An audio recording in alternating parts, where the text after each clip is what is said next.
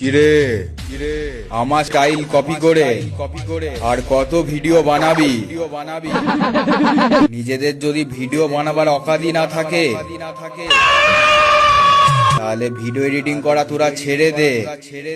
তোদের editing style যেখানে শেষ হয় আমার এডিটিং স্টাইল সেখানে শুরু হয়। বুঝেছিস পাগলা?